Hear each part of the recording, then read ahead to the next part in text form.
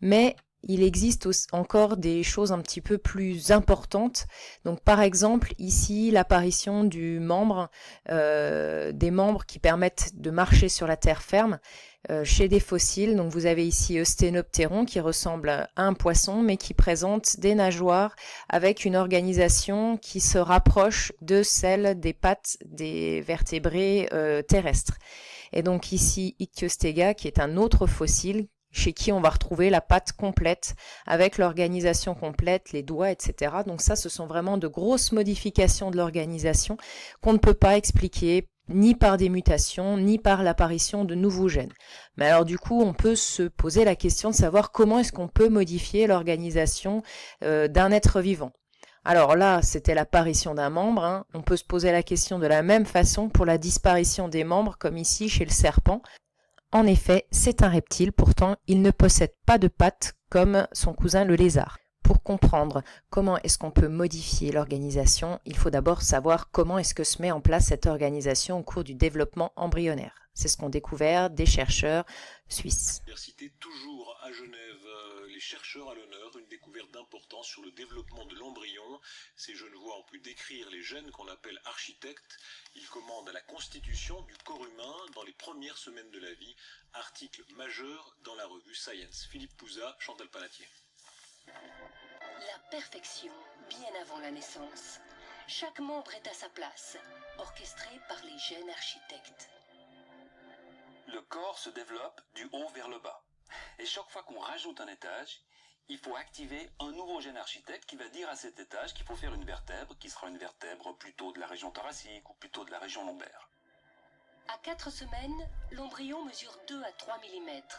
Il va former sa colonne vertébrale et le début des membres.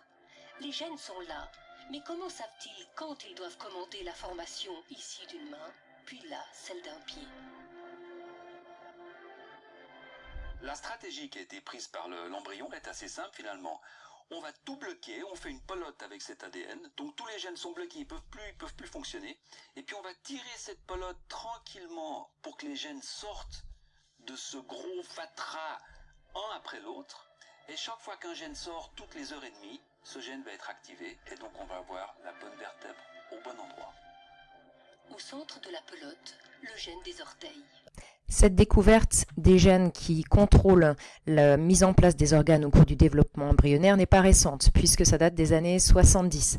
Donc ici, par exemple, le scientifique qui s'appelle Lewis avait observé des drosophiles mutantes qui possédaient des organes qui ne sont pas à la bonne place. Ici, par exemple, des pattes à la place des antennes.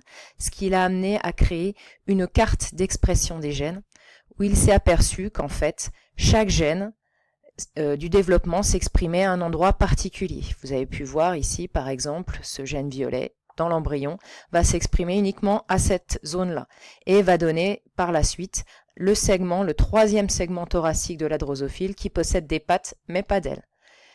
De la même façon, il s'est aperçu qu'il y avait également des gènes qui s'exprimaient dans la tête, qui allait donner les antennes, les pièces buccales, etc. Donc l'embryon était segmenté dans des zones où s'exprimaient uniquement certains gènes. Et on s'est par la suite aperçu que c'était la même chose pour les embryons de vertébrés, où les gènes s'expriment dans différentes parties du corps, des gènes juste dans la tête, dans la partie thoracique, dans la partie dorsale, et ainsi de suite tout du long de l'embryon. Donc ces gènes vont commander, comme on l'a vu, la mise en place des différents organes, par exemple les membres. Donc si on récapitule, il existe des gènes dits architectes, que ce soit chez la drosophile comme chez les vertébrés, qui vont permettre la mise en place des organes à certains endroits. Ils ne s'expriment que dans certaines parties du corps, par exemple ici dans cette partie jaune pour donner des pattes, que ce soit chez la drosophile comme chez l'embryon humain.